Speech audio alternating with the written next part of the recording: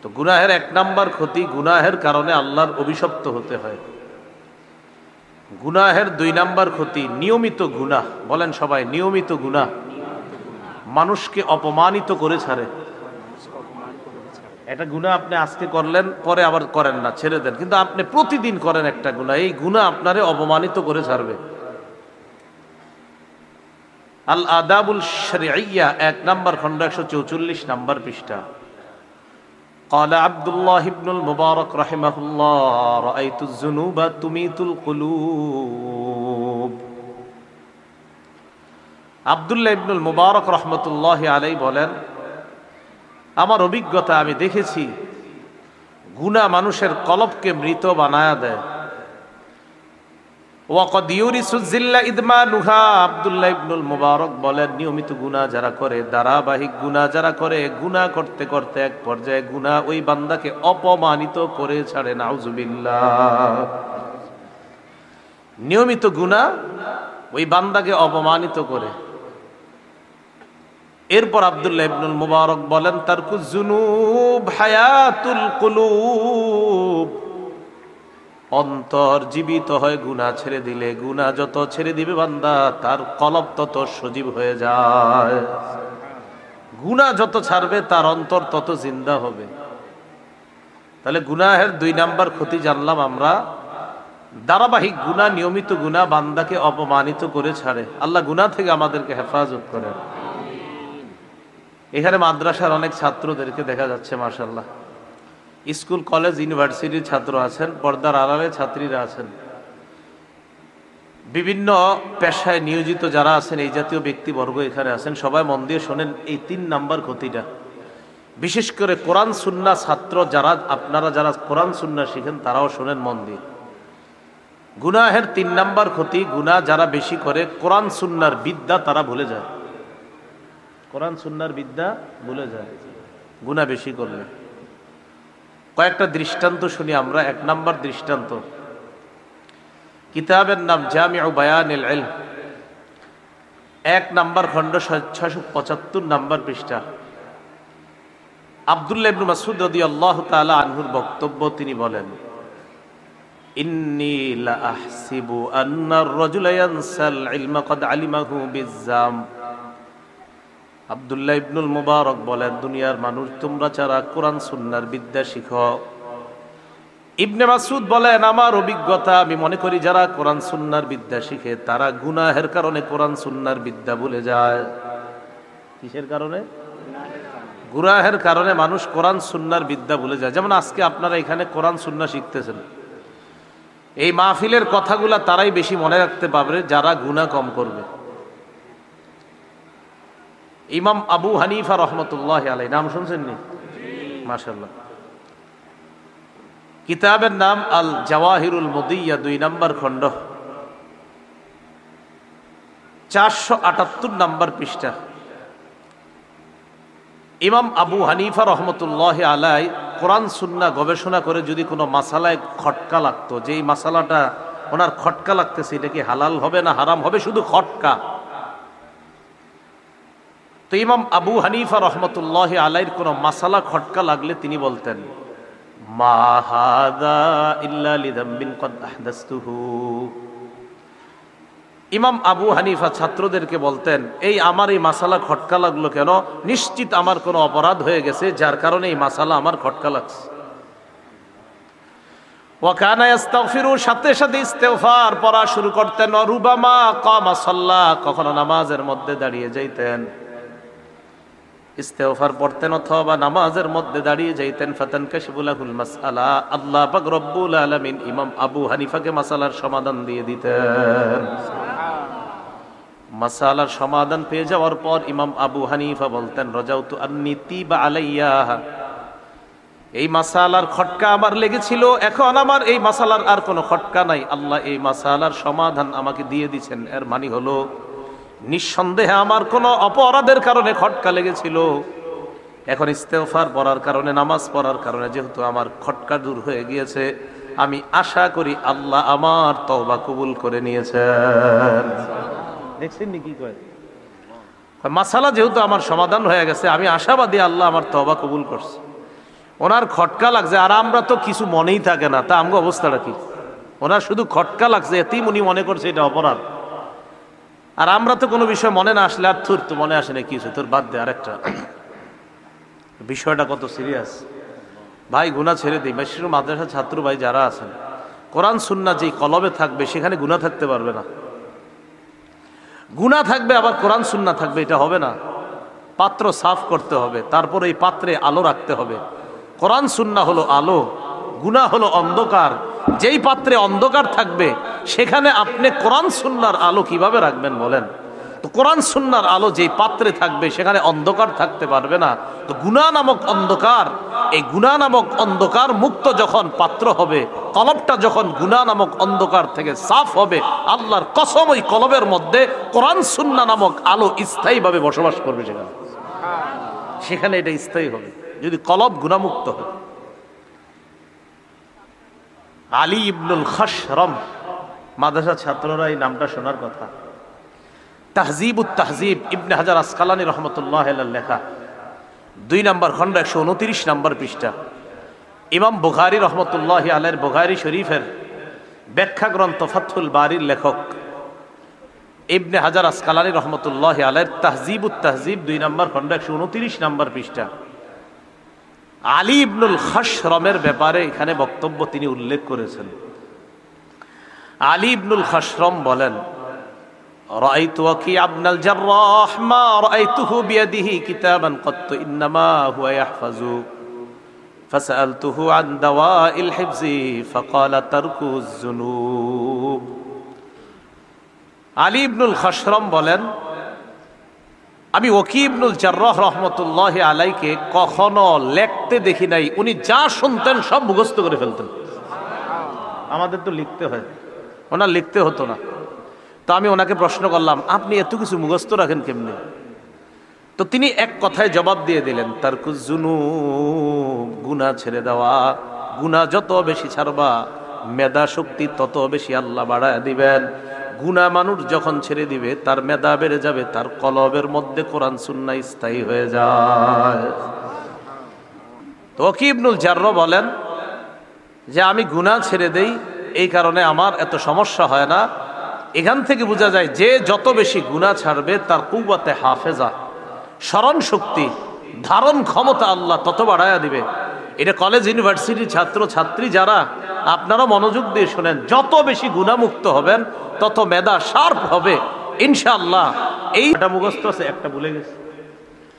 ইমাম শাফি রহমতুল্লাহ আলাইহি তার উস্তাদ ওয়াকি' ইবনুল জাররাহকে তিনি অভিযোগ করলেন, শিকায়াত জানাইলেন, নিজের এই দুর্বলতা উস্তাদের কাছে বললেন।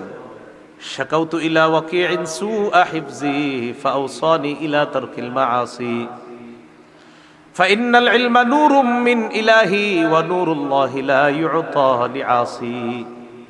আমি আমার উস্তাদকে বললাম, আমি মুখস্থ করি, মাঝে মাঝে কিছু ভুলে যাই, কি করা যায়? উস্তাদ আমাকে বললেন, গুনাহ ছেড়ে দাও। গুনাহ হলো আল্লাহর পক্ষ থেকে এমন একটা এলেম, হলো আল্লাহর পক্ষ থেকে এমন একটা নূর, এই নূরটা হলো আল্লাহর পক্ষ থেকে। তো আল্লাহর পক্ষ থেকে যেই নূর, যেই আলো, এই আলোটা হলো তুমি যে এলেমটা শিক্ষা করো, এই এলেমটা কোরআন সুন্নাহর বিদ্যাটাই আল্লাহর পক্ষ থেকে আলো। আর আলো লা ইউতা লিআসি, কোনো নাফরমানকে দেওয়া হয় না। ইমাম শাফিকে তার উস্তাদ বললেন, নাফরমানি মানে গুনাহ করা। গুনাহ যত বেশি ছেড়ে দিবা আল্লাহ প্রদত্ত আলো আল্লাহ তোমাকে তত বেশি দান করবেন। তাহলে আল্লাহ প্রদত্ত আলো আমাদের দরকার আছে না? গুনাহ ছেড়ে দেওয়া। তো গুনাহের 3 নাম্বার ক্ষতি, কোরআন সুন্নাহর বিদ্যা মানুষ কি করে ভুলে যায়। গুনাহের 4 নাম্বার ক্ষতি, গুনাহ করতে করতে মানুষের অবস্থা এমন হয়, এক পর্যায়ে ওই মানুষটা হালাল রিজিক থেকে বঞ্চিত হয়ে যায়। বলেন তো গুনাহের 4 নাম্বার ক্ষতি কি থেকে বঞ্চিত হয়? হালাল রিজিক থেকে মানুষ বঞ্চিত হয়ে যায় গুনাহ করার কারণে। ইবনে মাজাহ কিতাবের নাম, হাদিস নাম্বার 2144 নম্বর হাদিস।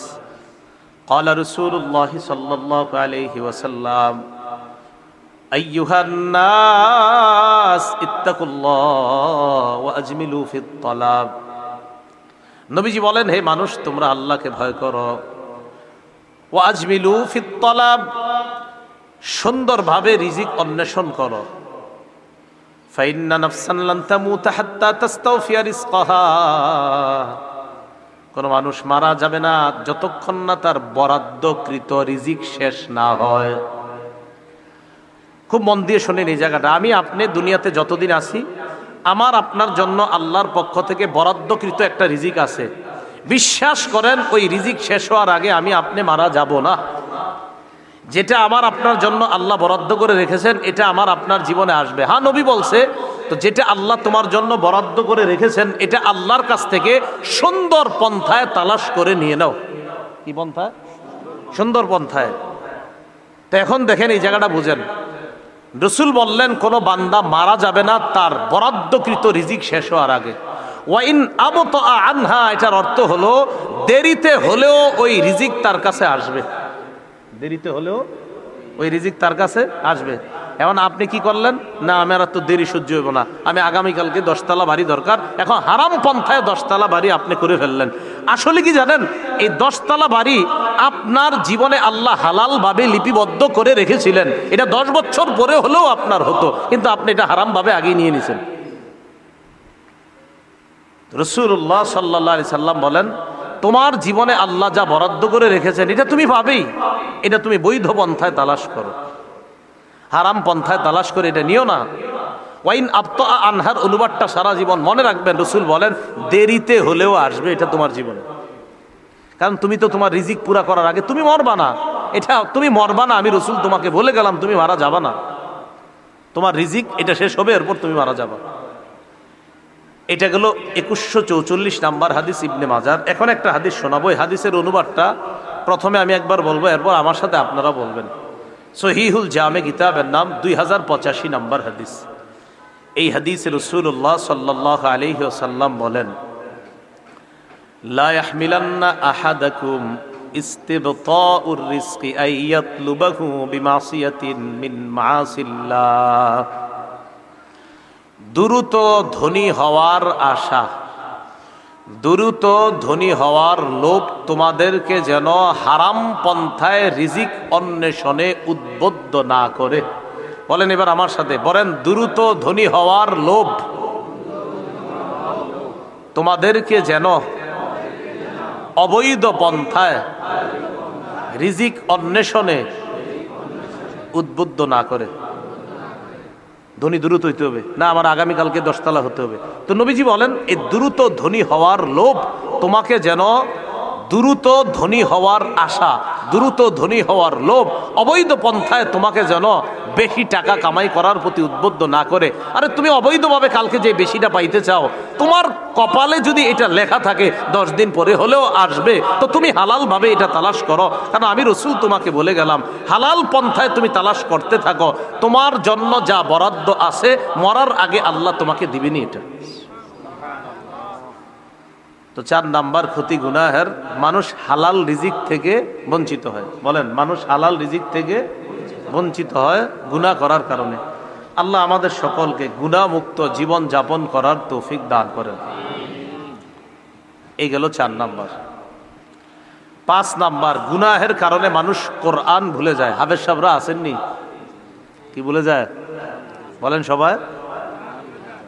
এলাকার অনেকে আপনারা 10টা সূরা মুখস্থ করেন, করার পরে 1 মাস পরে বলেন কি, হুজুর 8টা মুখস্থ আছে আর 2টা নাই। কেন নাই আপনার 2টা মুখস্থ? কি কারণে? আমার সাথে সবাই বলেন, কোরআন চর্চা না করা। বলেন, কোরআন চর্চা না করা, এটাই অপরাধ। এই অপরাধের কারণে মানুষ কোরআন ভুলে যায়। তাহলে কোরআন শিক্ষা করার পর চর্চা না করাটাই অপরাধ। কোরআন শিক্ষা করার পর চর্চা না করাটাই অপরাধ, আর এই অপরাধে মানুষ কোরআন ভুলে যায়। সহিহ বুখারীর বর্ণনা 5033 নাম্বার হাদিস। قال رسول الله صلى الله عليه وسلم تعاهدوا القرآن فوالذي نفسي بيده له أشد تفصيا من الإبل في عقلها। রাসূলুল্লাহ সাল্লাল্লাহু আলাইহি সাল্লাম বলেন, তোমরা কোরআন নিয়মিত চর্চা করো, তোমরা নিয়মিত কোরআন পড়ো। ওই সত্তার শপথ যার হাতে আমার জান, যার কুদরতি হাতে আমার জান, আমি আল্লাহর কসম করে বলছি, নবীজি বলতেছেন আমি আল্লাহর কসম করে বলছি, একটা উটের গলা থেকে তার ওই রশি যদি খুলে দাও, এই বাঁধন খুলে দেওয়ার পর বাঁধন হারা উট যতটা দ্রুত পালিয়ে যাবে, কোরআন চর্চা না করলে এর চাইতে আরো দ্রুত কোরআন তোমার থেকে পালিয়ে যাবে। কোরআন চর্চা না করলে ছেলে মেয়েদেরকে যাদেরকে হাফেজা বানাইতেছেন, প্রতিদিন কোরআন চর্চা করান। হ্যাঁ, আপনি 10টা-20টা সূরা মুখস্থ করছেন, করার পর চর্চা করেন কিন্তু ভুলে যাচ্ছেন, এতে আল্লাহ আপনাকে শাস্তি দিবে না। কিন্তু চর্চার অভাবে যদি ভুলে যান, তো আল্লাহর সামনে দাঁড়ানোর জন্য আপনি তৈরি থাকেন। আমাদের মাঝে অনেক ভাই আছে এমন, যারা 10 পারা কোরআন হেফজ করে, করার পর আর পড়ে নাই কোনো কারণে, তো কয় আমি তো হাফেজ না, আমি 10 পারা পড়ছি। কে বলছে আপনি হাফেজ না? আপনি 10 পারার হাফেজ। 5 পারা পড়ার পর শয়তান ধরছে হয়তো কোনো কারণে, আর পড়েন আর কি, তো বলে আমি তো হাফেজ না। হাফেজ না মানে আপনি 5 পারার হাফেজ। এই 5 পারা আপনি চর্চা রাখতে হবে, আপনি মুখস্থ করছেন না। এখন এটা যদি চর্চা ছেড়ে দেন, এই চর্চা ছেড়ে দেওয়াটাই গুনাহ, আর এই গুনাহের কারণে যদি কোরআন আপনি ভুলে যান, তো আল্লাহর কাছে দাঁড়ানোর জন্য আপনি তৈরি থাকেন। আমরা যেই পরিমাণ কোরআন মুখস্থ করছি, সকলকে মরণের আগে প্রতিনিয়ত যেন আমরা ওই কোরআন চর্চা অব্যাহত রাখতে পারি, আল্লাহ তৌফিক দান করেন। আমি সহ সবাই ইনশাআল্লাহ রাজি আছি তো ইনশাআল্লাহ। কোরআন চর্চা রাখবো নিয়মিত। এ হলো 5 নাম্বার ক্ষতি, কোরআন ভুলে যায় গুনাহের কারণে। তাহলে বলেন তো কোরআনের সবচেয়ে বড় গুনাহ কোনটা? যে কোরআন চর্চা না করাটা, এটাই অনেক বড় গুনাহ। আর এই গুনাহের কারণে মানুষ কোরআন ভুলে যায়। আরো গুনাহ আছে, কিন্তু কোরআন চর্চা না করা এটাও একটা গুনাহ। 6 নাম্বার গুনাহের ক্ষতি, গুনাহের কারণে মানুষ নিঃস্ব হয়ে যায়। বলেন কি হয়? আপনাদের এলাকায় নিঃস্ব কাকে বলে একটু শুনি দেখি। যাদের টাকা পয়সা নাই, ঘর বাড়ি নাই, এটাই তো নাকি?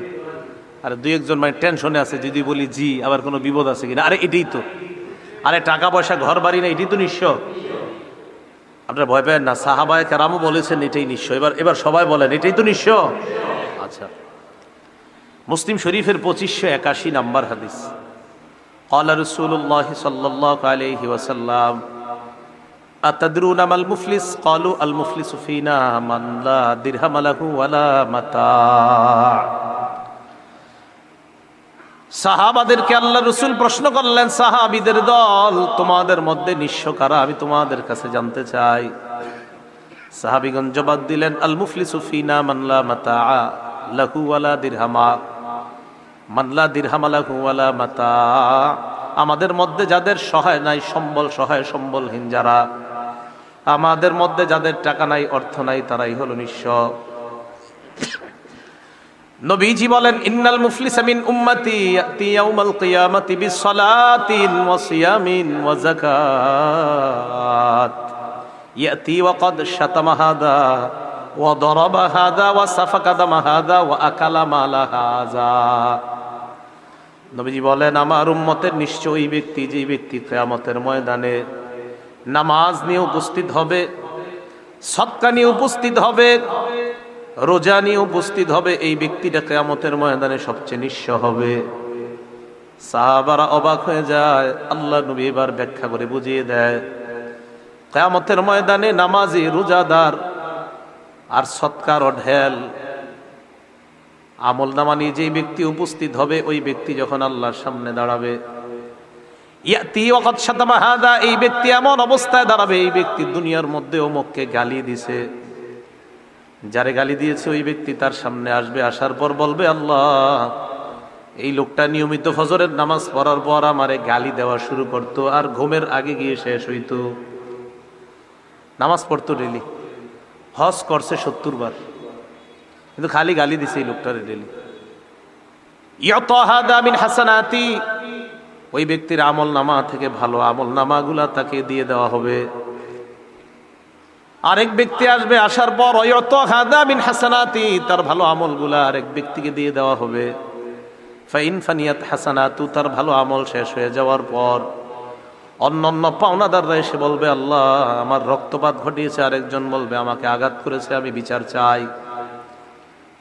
আল্লাহ পাক রব্বুল আলামিন যখন দেখবে ওই বান্দার আমল নামা শেষ, আল্লাহর পক্ষ থেকে এবার বলা হবে, উখিজাত মিন খতায়াহুম, তার ওই আমল নামা শেষ হয়ে যাওয়ার পর পাওনাদারদের গুনাহগুলা নেওয়ার পর সুম্মা তুরিহাত আলাইহি সুম্মা তুরিহা ফিন্নার, পাওনাদারদের গুনাহগুলা নিয়ে যেই ব্যক্তি রোজা, যাকাত, হজ এই বিশাল পরিমাণ সওয়াব নিয়ে উপস্থিত হয়, পাওনাদার যারা তাদের গুনাহগুলা নেওয়া হবে, নেওয়ার পর ওই ব্যক্তির আমল নামায় গুনাহ দিয়ে গুনাহের সাগরের মধ্যে তাকে জাহান্নামে নিক্ষেপ করা হবে। নাউজুবিল্লাহ।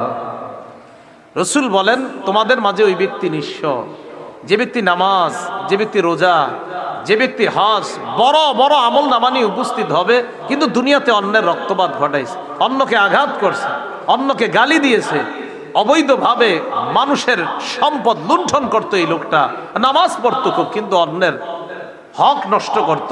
কিয়ামতের ময়দানে তার আমল নামা অন্যদেরকে দেওয়া হবে। দেওয়ার পর সেই ব্যক্তির আমল নামা যখন শেষ, পাওনাদারদের গুনাহগুলা তার থেকে আইনা তাকে দিয়ে এই গুনাহের সাগরে তাকে নিমজ্জিত করে জাহান্নামে নিক্ষেপ করা হবে। নবী বলেন, সেই তোমাদের মাঝে সবচেয়ে নিঃস্ব। তাহলে গুনাহ মানুষকে কি বানায় দেয়? নিঃস্ব বানায় দেয়। 7 নাম্বার, গুনাহের কারণে মানুষ ফেরেশতাদের দোয়া থেকে বঞ্চিত হয়। বলেন নাউজুবিল্লাহ। সূরা মুমিন বা সূরা গাফিরের 7 নাম্বার আয়াতে আল্লাহ বলেন, আল্লাযীনা ইয়াহমিলুনাল আরশা ওয়া মান হাওলাহু ইউসাব্বিহুনা বিহামদি রাব্বিহিম ওয়া ইউমিনুনা বিহি ওয়া ইস্তাগফিরুনা লিল্লাযীনা আমানু ربنا وسعت كل شيء رحمة وعلما فاغفر للذين تابوا واتبعوا سبيلك وقهم عذاب الجحيم। যারা আরশ বহন করে ফেরেশতাগণ, তারা আল্লাহর প্রশংসা সহ তাসবিহ পাঠ করে, আল্লাহর প্রতি তারা বিশ্বাস রাখে, আর ঈমানদারদের জন্য ওই ফেরেশতারা আল্লাহর কাছে ক্ষমা প্রার্থনা করতে থাকে।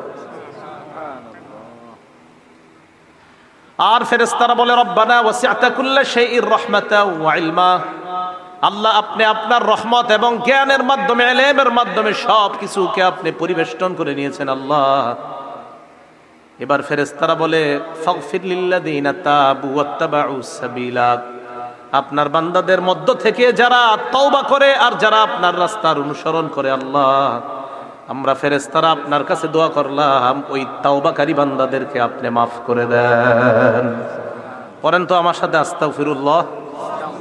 এই যে পড়লেন না, ফেরেশতারা আল্লাহরে বলে, আল্লাহ এই মানুষগুলা যে তওবা করছে, আমরা ফেরেশতারা আপনার কাছে রিকোয়েস্ট করছি, আল্লাহ মেহেরবানি করে তাদেরকে আপনি মাফ করে দেন। তাহলে আমরা ক্ষমা চাইলে ফেরেশতারা আল্লাহকে কয়, আল্লাহ এরা ক্ষমা চাইতেছে, আপনি মাফ করে দেন। গুনাহ যদি করি, ক্ষমা যদি না চাই, এই ফেরেশতাদের এই দোয়াটা থেকে বঞ্চিত হব। আর যারা আমরা ক্ষমা চাওয়ার অভ্যাস যারা তৈরি করব, ফেরেশতাদের দোয়ার মধ্যে আমরাও শামিল হয়ে যাব, আল্লাহর কাছ থেকে আমরা ক্ষমা পেয়ে যাব। আচ্ছা, আল্লাহর ক্ষমা পাইলে কি আর কিছু লাগে? কিন্তু ফেরেশতারা আরো দোয়া করতেছে, ওয়াকিহিম আযাবাল জাহিম, আল্লাহ আপনি তাদেরকে জাহান্নামের আযাব থেকে রক্ষা করেন। আচ্ছা, জাহান্নামের আযাব থেকে যদি আল্লাহ আমাদেরকে রক্ষা করে, আর কিছু লাগে? ফেরেশতারা বলে, রব্বানা ওয়া আদখিলহুম জান্নাতি আদনিন আল্লাতী ওয়া'আদতাহুম, মাবুদ তাদেরকে জাহান্নাম থেকে মুক্তি করবেন, জাহান্নাম থেকে তাদেরকে বাঁচাবেন। মাবুদ আমরা আরো দোয়া করি, এই বান্দাদেরকে আপনি আপনার ওয়াদাকৃত জান্নাতে প্রবেশ করায়া দিবেন। তাহলে যারা তওবা করে, ফেরেশতারা বলে আল্লাহ তাদেরকে মাফ করেন, তাদেরকে জাহান্নামের আযাব থেকে বাঁচান, আল্লাহ তাদেরকে জান্নাতে প্রবেশ করায়া দেন। তাহলে একই সময় ফেরেশতাদের 3 দোয়া আমাদের দরকার আসেনি সবার? বেশি বেশি ক্ষমা চাওয়া, গুনাহ না করা। আল্লাহ গুনাহ থেকে আমাদেরকে হেফাজত করেন। আল্লাহ, গুনাহের 8 নাম্বার ক্ষতি, গুনাহ করতে করতে মানুষ আল্লাহরে ভুলে যায়। নাউজুবিল্লাহ বলেন। গুনাহ করতে করতে মানুষ কাকে ভুলে যায়? আহারে, আল্লাহকে ভুলে যাইতে যাইতে এক পর্যায়ে সে নিজেকে ভুলে যায়, নিজেরও ভুলে যায়। আল্লাহকে তো ভুলে, নিজেকেও ভুলে। সূরা হাশরের 19 নাম্বার আয়াতে আল্লাহ বলেন, ওয়ালা তাকুনু কাল্লাযীনা নাসুল্লাহা ফাআনসাহুম আনফুসাহুম, তোমরা তাদের মতো হয়ো না যারা আল্লাহকে ভুলে গেছে। এক পর্যায়ে আল্লাহ তাদেরকে আত্মবিস্মৃতি বানিয়ে দিয়েছে। মানে এই বান্দা গুনাহ করতে করতে আল্লাহরে তো ভুলে গেছে, এখন সে নিজেরও ভুলে গেছে, তার যে তওবা করা দরকার এটাও ভুলে গেছে। ভাই, এটা কিন্তু কঠিন শাস্তি। গুনাহ করতে করতে আল্লাহরে ভুলছে, এখন তার যে তওবা করা দরকার, যে আমার তো আসলে মসজিদে যাওয়া দরকার, আমার তো নামাজ পড়া দরকার, ছি আমি তো নামাজ পড়ে আল্লাহর কাছে ক্ষমা চাওয়া দরকার, এই যে তার মাঝে এটা দরকার, এটাও সে ভুলে যাবে। গুনাহ করতে করতে যখন আল্লাহকে ভুলে যায় বান্দা, আল্লাহ তাকে ভুলাইয়া দেয় যে তোর যে তওবা করা লাগবে, যা আমি আল্লাহ তোকে এটাও ভুলাই দিলাম। সে নিজেরই ভুলে যায় তখন যে আমার যে আল্লাহর কাছে ফিরে আসা দরকার। তো বান্দা নিয়মিত গুনাহ করতে করতে এক পর্যায়ে এমন হয়ে যায়, প্রথমে 5 ওয়াক্ত নামাজ ছাড়ে, শুধু জুমাটা পড়ে, শুধু জুমা পড়ার কথা তার মনে থাকে।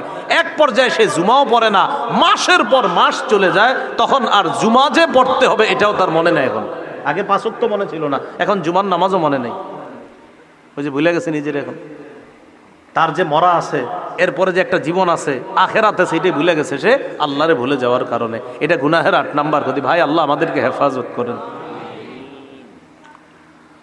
গুনাহের 9 নাম্বার ক্ষতি, যে ব্যক্তি গুনাহ করে, ওই গুনাহগার আর গুনাহগারের যে সম্পদ আছে, এই সম্পদ দুনিয়াতেই ধ্বংস করে আল্লাহ দেখায় দেয়। যাদের কাছে কোরআনের অনুবাদ আছে, সূরা কসসের 76 থেকে 81 নাম্বার পর্যন্ত আয়াতটা পড়ে নেবেন, আয়াতগুলা অনুবাদগুলা দেখবেন কত সুন্দর। আল্লাহ বলেন, ইন্না কারুনা কানা মিন কওমি মূসা ফাবাগা আলাইহিম। কারুন মূসা নবীর সম্প্রদায়ের একজন ছিল। কারুন অহংকার করলো, উদ্যত প্রদর্শন করলো। আতাইনাহু মিনাল কুনুজি মা ইন্না মাফাতিহাহু লাতানু বিল উসবাতি উলিল কুওয়া। আল্লাহ বলেন, কারুনকে আমি এত পরিমাণ সম্পদ দান করলাম, যার সম্পদের চাবিগুলা বহন করার জন্য একদল শক্তিশালী মানুষের প্রয়োজন হতো। আপনাদের মাঝে অনেক ধনী মানুষের অনেকগুলা দোকানের চাবি বহন এক ব্যাগের মধ্যে করা যায় কিনা? কারুনের ধন সম্পত্তি এত পরিমাণ ছিল যে এই ধন সম্পত্তির চাবিগুলা বহন করার জন্য এক দল, আল্লাহ বলছে এক দল শক্তিশালী মানুষের প্রয়োজন হতো। এক দল শক্তিশালী মানুষ কারুনের চাবিগুলা বহন করত। কথাটা কার? তো আল্লাহ যাদেরকে শক্তিশালী বলছে তারা কেমন শক্তিশালী ছিল?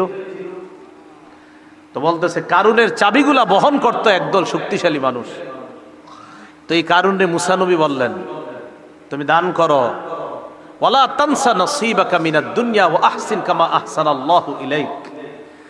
কারণ তুমি দান করো, আর তোমার দুনিয়াতে যে অংশ এটা তুমি ভুলে যাও না। এখান থেকে আবার একটা বিষয় বোঝার আছে আমাদের, সব কিছু যে আপনি একবারে দান করে দিবেন এটাও না। এই যে আল্লাহ বলছেন তুমি তোমার অংশটা ভুলে যাও না, আবার তোমার অংশটাও তুমি ছেড়ে দিও না। কিন্তু হ্যাঁ, দান করবেন একটা অংশ। সন্তানরা আপনি ফকির রেখে যাবেন, এটা ইসলাম আপনাকে অনুমোদন দেয় না।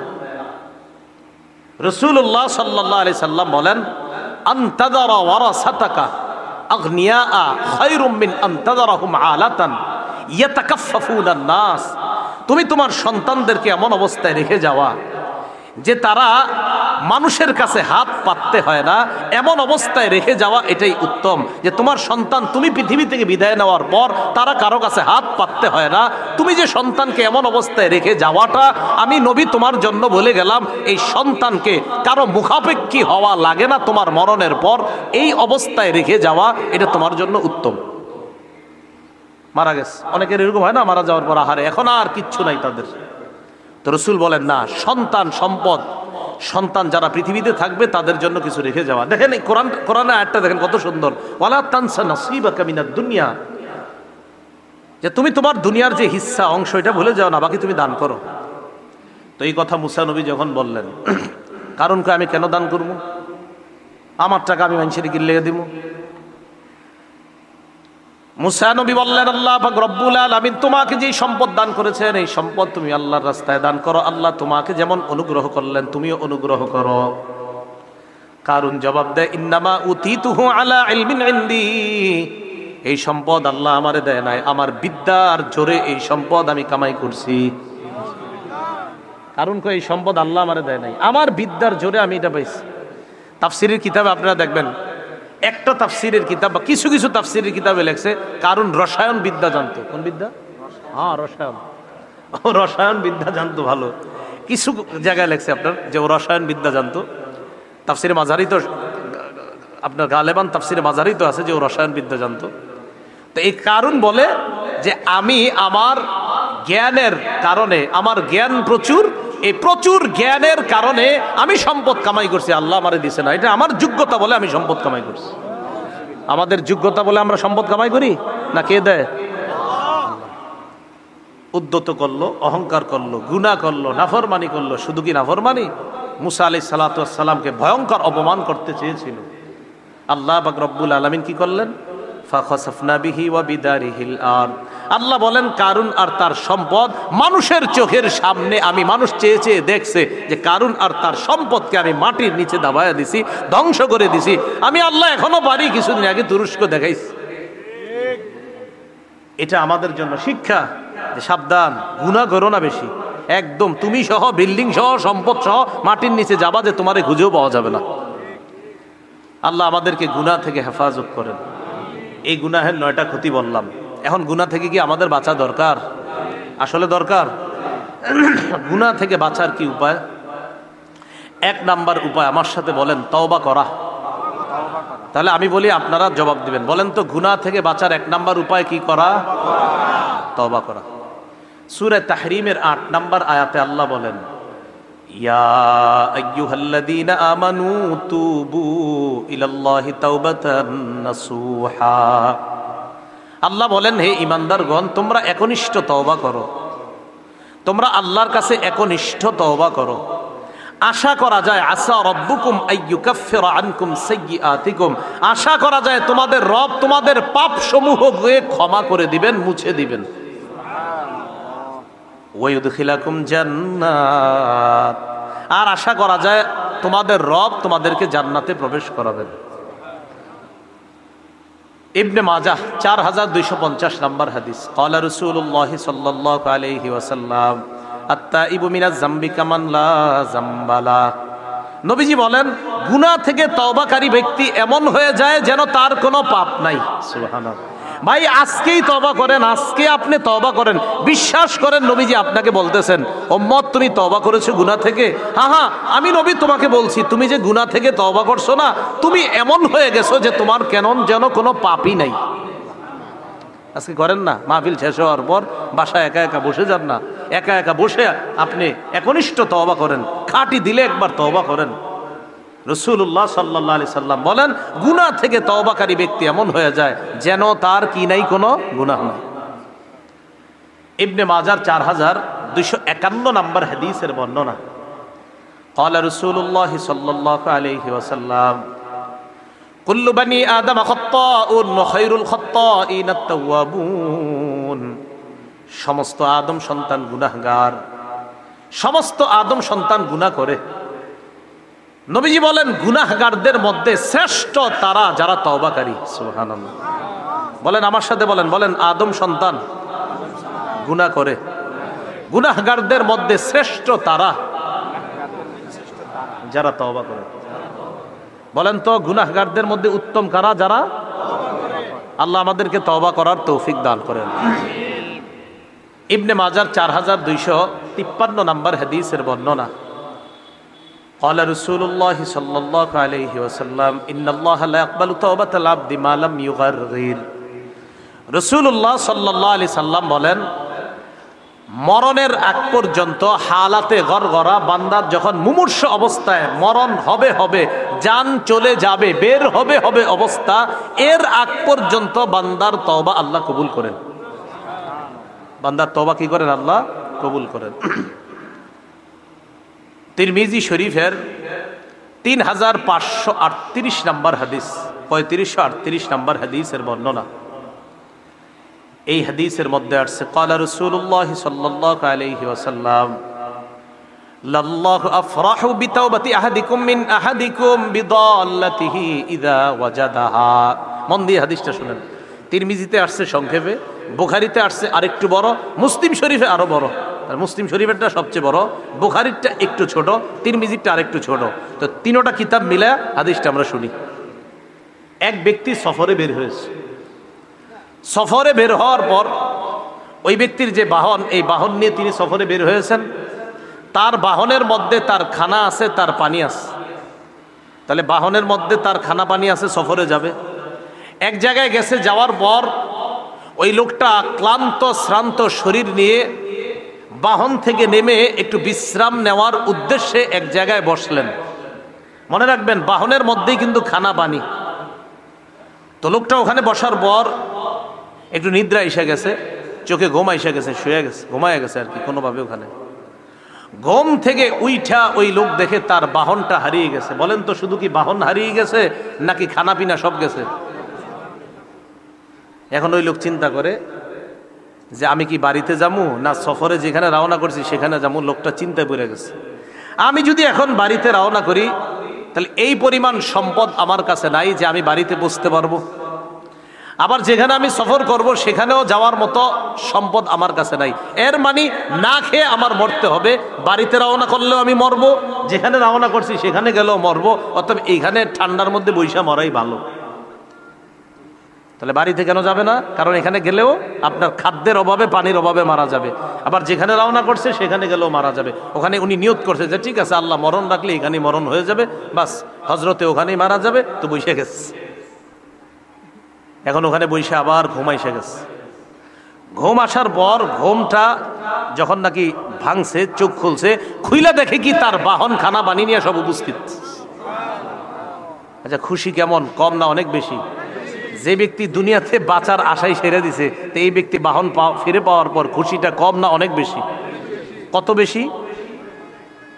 এই বেশির পরিমাণটা রসুল বর্ণনা করেছেন মুসলিম শরীফের আরেক বর্ণনায়। বুখারীর বর্ণনাটা এতটুকু। এবার মুসলিম শরীফের বর্ণনা আসছে লোকটা কত বেশি খুশি। রসুল বলেন আখতা বিশিদ্দাতিল ফারহি, বান্দা খুশির অতি সহ্যে বলে ফেলছে। আমাদের দেশে বলি খুশির ঠেলায়, কি বলি? খুশির ঠেলায় মানে খুশির অতি সহ্যে উনি বলে ফেলছে কি আল্লাহুম্মা আনতা আবদি ওয়া আনা রব্বুকা। মানে উনি আল্লাহরে বলতে চাইছে আর কি, আল্লাহ আপনি আমার রব আর আমি আপনার গোলাম। তো খুশির কারণে ভুলে আল্লাহরে বইলা ফেলছে, মাথা ঠিক নাই, এত খুশি। আল্লাহ আপনি আমার গোলাম, আমি আপনার রব। মানে বলবে কোনটা ভুলে ফেলছে আর একটা খুশি, বেশি খুশি। রাসূলুল্লাহ সাল্লাল্লাহু আলাইহি সাল্লাম বলেন যে এত খুশি, খুশির কারণে আল্লাহরে কয় আল্লাহ আপনি আমার গোলাম, আমি আপনার রব। রসুল বলেন এই ব্যক্তি তার হারিয়ে যাওয়া বাহনটা ফিরে পাওয়ার পর যেই পরিমাণ খুশি হয়েছে, তোমাদের মধ্যে যদি কোনো বান্দা তওবা করে গুনাহ থেকে ফিরে আসে, ওই ব্যক্তির চাইতে আল্লাহ তওবাকারীর প্রতি আরো বেশি খুশি হয়েছে। দেখছেন কেমনে বুঝাইছে নবীজি বিষয়টা? তো তওবা আগামীকাল না আজকেই তওবা করেন। বলেন আমার সাথে সবাই জোরে বলেন, তওবার 4টি শর্ত বলেন। আমি বলি আপনারা বলেন, তওবার শর্ত কয়টি?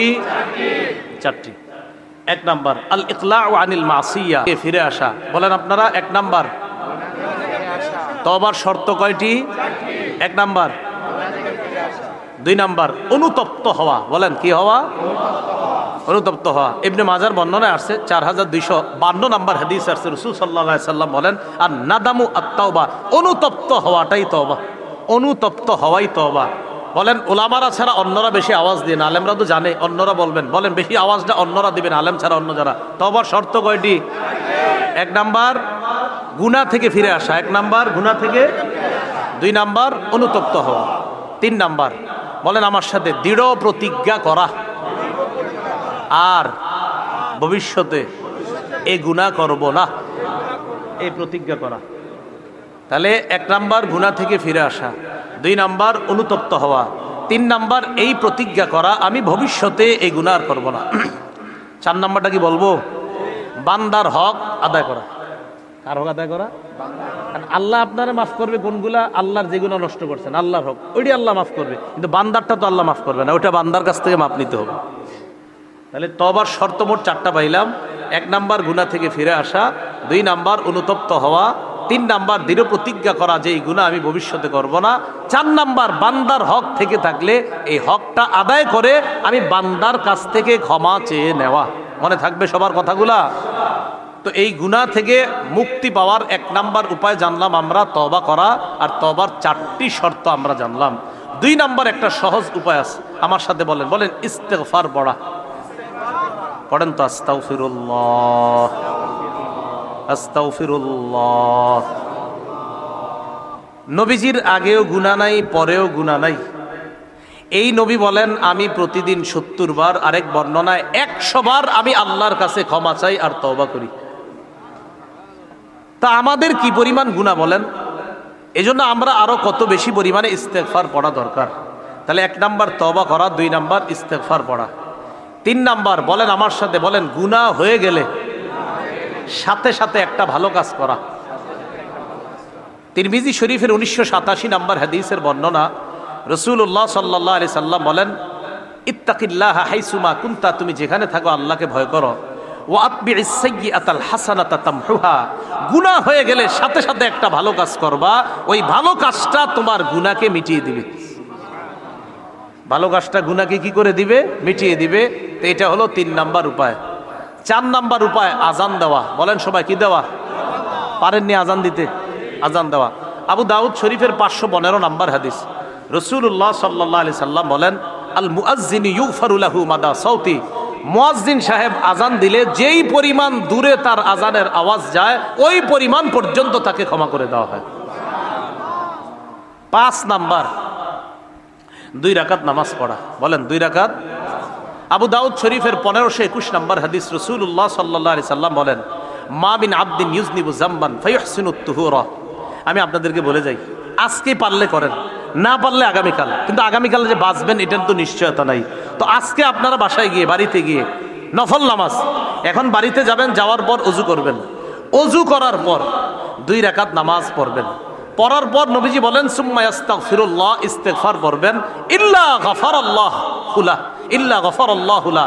কোন গুনাহ আপনার হয়েছে আপনি তো জানেন, যে ছি ছি আমার এই গুনাহের কারণে আমি তো বড় টেনশনে আছি। তো রাসূল বলেন, বান্দা যখন কোনো গুনাহ করে, ফায়ুহসিনুত তুহুরা, ভালোভাবে পবিত্রতা অর্জন করে, সুম্মা ইয়াকুমু, নামাজে দাঁড়ায়, ফায়ুসাল্লি রাকাতাইন, 2 রাকাত নামাজ পড়ে, সুম্মা ইস্তাগফিরুল্লাহ, এরপর আল্লাহর কাছে ক্ষমা প্রার্থনা করে আস্তাগফিরুল্লাহ পড়ে, ইল্লা গাফারাল্লাহু লাহ, আল্লাহ তাকে ক্ষমা করে দেয়। তাহলে এটা হলো 5 নাম্বার উপায়, ইস্তেগফার পড়া। বলেন কি পড়া? 2 রাকাত নামাজ পড়া। 6 নাম্বার উপায় 5 ওয়াক্ত নামাজ পড়া। বলেন কি ওয়াক্ত নামাজ পড়া? 5 ওয়াক্ত নামাজ পড়া। সহিহ বুখারীর 526 নাম্বার হাদিস, এক ব্যক্তি রাসূলুল্লাহ সাল্লাল্লাহু আলাইহি সাল্লামের কাছে আসছে, আসার পরে বলতেছে, হুজুর আমি অনেক বড় গুনাহ করছি। আল্লাহ আয়াত নাজিল করে দিলেন, ইন্নাল হাসানাত ইযহিবনাস সাইয়্যাত। আল্লাহ আয়াত নাজিল করে দিলেন, ওয়া আকিমিস সালাতা তারাফাইন নাহার ওয়া যুলাফাম মিনাল লাইল। নবীর উপর আল্লাহ আয়াত নাজিল করে দিলেন, নবী আপনি জানায়া দেন, তুমি নামাজ আদায় করো দিনের শুরু অংশে, শেষ অংশে, মানে 5 ওয়াক্ত সালাত আদায় করো। ইন্নাল হাসানাত, নেক কাজ, মানে এই জায়গায় নামাজ, ইউযহিবনাস সাইয়্যাত, খারাপ কাজকে মিটিয়ে দেয়, মানে 5 ওয়াক্ত নামাজের মাঝে বান্দার যে গুনাহগুলা হয়, ওই 5 ওয়াক্ত নামাজের কারণে তার গুনাহগুলা আল্লাহ পাক রব্বুল আলামিন মাফ করে দেন। এলো 6 নাম্বার উপায়। 7 নাম্বার উপায়, বলেন জামাতের সাথে নামাজ পড়া। বলেন তো, 6 নাম্বারটা ছিল কি? নামাজ পড়া 5 ওয়াক্ত, আর 7 নাম্বারটা জামাতের সাথে নামাজ পড়া। মুসলিম শরীফের হাদিস 6899 নাম্বার হাদিস, মোট হাদিস সংখ্যা হবে 7453টা। এই হাদিসের মধ্যে আসছে, রাসূলুল্লাহ সাল্লাল্লাহু আলাইহি সাল্লামের কাছে এক ব্যক্তি আসছে, আসার পরে বলতেছে, হুজুর আমি বড় অপরাধ করছি। তো জামাতের সময় হয়ে গেছে, নবীজি নামাজে দাঁড়াইছে, তিনিও দাঁড়াইছে। নামাজের পর ওই ব্যক্তি বললেন, হুজুর আমি তো বড় অপরাধ করছি। নবীজি বললেন, আহাদারতাস সালাতা মানা, তুমি কি আমাদের সাথে নামাজ পড়ছো জামাতে? জি পড়ছি। নবীজি বললেন, জামাতে নামাজ পড়ছো না, আল্লাহ তোমার গুনাহ মাফ করে দিচ্ছে। তাহলে 5 নাম্বারটা জানলাম, আজান দেওয়া। 6 নাম্বার 2 রাকাত নামাজ পড়া, এটা না। 4 নাম্বার আজান দেওয়া, 5 নাম্বার 2 রাকাত নামাজ পড়া, 6 নাম্বার 5 ওয়াক্ত নামাজ পড়া, 7 নাম্বার জামাতের সাথে নামাজ পড়া। আবার 4, 5, 6, 7 মুখস্থ রাখেন। 4 নাম্বার আজান দেওয়া, 5 নাম্বার 2 রাকাত নামাজ পড়া গুনাহ হয়ে গেলে, 6 নাম্বার 5 ওয়াক্ত নামাজ পড়া, 7 নাম্বার জামাতের সাথে নামাজ পড়া। মনে থাকবেনি কথাগুলা। 8 নাম্বার জিকিরের মজলিসে বসা। বলেন কোন মজলিসে বসা? সহিহ বুখারী 6407, 6408 এই হাদিসগুলোর মধ্যে আছে, রাসূলুল্লাহ সাল্লাল্লাহু আলাইহি সাল্লাম বলেন, এই যে এখানে বসছেন আপনারা, ফেরেশতারা পুরা মজলিসটা বেষ্টন করে প্রথম আসমান পর্যন্ত চলে গেছে। হাদিসের শেষে আছে, আল্লাহ বলেন ফেরেশতাদেরকে, ইশহাদু আন্নী কদ গফারতু লাহুম, তোমরা সাক্ষী থাকো এই জিকিরের মজলিসে যারা আছে আমি আল্লাহ তাদেরকে মাফ করে দিলাম। এটা একটা জিকিরের মজলিস, এটা 8 নাম্বার। 9 নাম্বার জিকির করা। বলেন 9 নাম্বার কি করা? জিকির করা। জিকিরের মধ্যে আপনি যে জিকির সুবহানাল্লাহ, আলহামদুলিল্লাহ, লা ইলাহা ইল্লাল্লাহ, আরো জিকির আছে, এই জিকিরগুলা করা। তাহলে কথাগুলা কি মনে থাকবে? বাকি গুরুত্ব দিবেন যে 4 নাম্বার 5, 6, 7টা 4 আজান দেওয়া, 5 নাম্বার 2 রাকাত নামাজ পড়া, 6 নাম্বার 5 ওয়াক্ত নামাজ পড়া, 7 নাম্বার জামাতের সাথে নামাজ পড়া। আর চলতে ফিরতে অজু থাক বা না থাক আস্তাগফিরুল্লাহ, আস্তাগফিরুল্লাহ, আস্তাগফিরুল্লাহ। আমার সাথে বলেন, ইস্তেগফার যে যত বেশি পড়ে, বলেন, তার গুনাহ তত বেশি ঝরে। যার গুনাহ যত বেশি ঝরে যায়, তার মেধা শক্তি তত বেশি বেড়ে যায়। তাহলে ইস্তেগফার যত বেশি হবে, গুনাহ তত বেশি ঝরবে, গুনাহ যত বেশি ঝরে যাবে, মেধা শক্তি তত বেশি বেড়ে যাবে। ছাত্র সমাজ কথাটা গুরুত্ব দিবেন। আল্লাহ পাক রব্বুল আলামিন আমাদের সকলকে যে কথাগুলো শুনলাম বললাম, আপনারা এই ক্যামেরা বন্ধ করে আবার দৌড় দিবেন আর এক জায়গায়, নাকি আর কত জ্বালাইবেন? হ্যাঁ, ঠিক আছে। হুজুর ইনশাল্লাহ মুনাজাত করবে। হুজুর আপনি ইনশাল্লাহ। اللهم صل على محمد وعلى آل محمد كما صليت على إبراهيم وعلى آل إبراهيم إنك حميد مجيد. الحمد لله رب العالمين والعاقبة للمتقين والصلاة والسلام على سيد الأنبياء المرسلين وعلى آله وأصحابه أجمعين. ربنا ظلمنا أنفسنا وإن لم تغفر لنا وترحمنا لنكونن من الخاسرين. رب ارحمهما كما ربياني صغيرا رب ارحمهما كما ربياني صغيرا. মাবুদ মেহেরবান মাওলা, আল্লাহ আমাদেরকে মাফ করে দেন, আল্লাহ আমাদেরকে মাফ করে দেন, আল্লাহ তওবা করতেছি, মাফ করে দেন। আল্লাহ আজকে মারা গেলে কালকে একদিন হয়ে যাবে। আল্লাহ আল্লাহ এখনই আমরা তওবা করতেছি, আল্লাহ আমাদেরকে মাফ করে দেন। আমরা অনেক গুনাহ করছি মাওলা। এই হাত, এই চোখ, এই কান কত মায়া করে আমাদেরকে দিছেন মাওলা। মাঝে মাঝে বালিশে মাথাটা রেখে যখন আমরা চিন্তা করি, তখন আমাদের মাঝে কত কিছু উপস্থিত হয়, কত গুনাহ করছি আল্লাহ। নিজেদেরকে কত ছোট মনে হয় যে আল্লাহ যেই চোখ আপনি দিলেন, এই চোখ দিয়া কত গুনাহের দিকে তাকাইছি।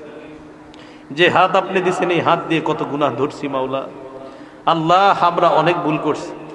ভুল করার পর আপনি ছাড়া আমাদের যাওয়ার কোনো জায়গা নাই মাওলা। আল্লাহ আমাদেরকে আপনি মাফ করে দেন। ওলামা তোলাবাদের মিলন মেলা ঘটেছে আল্লাহ, মেহেরবানি করে এই বুজুর্গ ওলামায়ে কেরাম, বুজুর্গ তালিবে ইলম আল্লাহ যারা হাত তুলছে মাওলা, তাদের হাতগুলোর দিকে তাকায় আমাদেরকে আপনি মাফ করে দেন। আল্লাহ আল্লাহ আমাদেরকে আপনি মাফ করে দেন। আল্লাহ উজানি মাদ্রাসার মুফতি সাহেব সহ এলাকার ওলামায়ে কেরাম, এলাকার ছাত্ররা, কলেজ ইউনিভার্সিটির ছাত্ররা, পর্দার আড়ালে মা বোনরা, ছাত্রীরাও আল্লাহ হাত তুলেছে মাওলা। আল্লাহ মেহেরবানি করে আমাদেরকে আপনি মাফ করে দেন। আপনার কাছে আমার দিলের একটা আরজি, আমি সব জায়গায় আরজিটা করি মাওলা।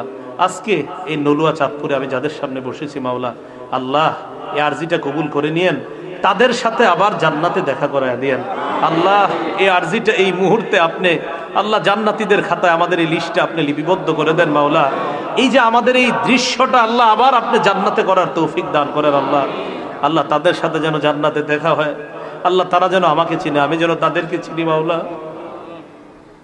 আল্লাহ আমার তো তেমন কোনো আল্লাহ আমল নাই, তেমন কোনো বড় কোনো ভালো আমল নাই মাওলা।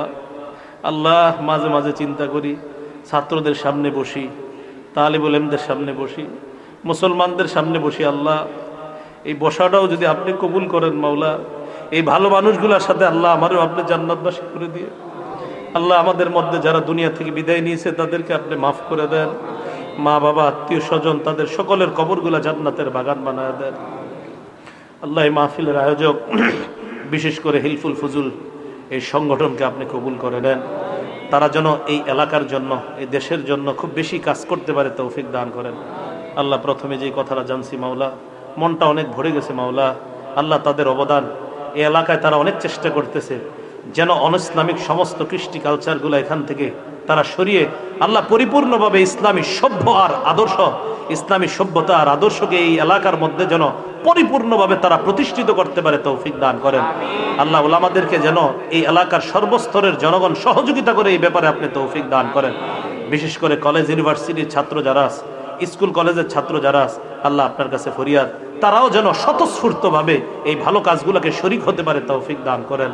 রব্বানা তাকাব্বাল মিন্না ইন্নাকা আনতাস সামিউল আলিম ওয়া তুব আলাইনা ইন্নাকা আনতাত তাওয়াবুর রহিম। আল্লাহুম্মা সাল্লি ওয়া সাল্লিম ওয়া বারিক আলা মুহাম্মদ। সুবহানা রাব্বিকা রাব্বিল ইজ্জাতি আম্মা ইয়াসিফুন ওয়া সালামুন আলাল মুরসালিন ওয়ালহামদুলিল্লাহি রাব্বিল আলামিন।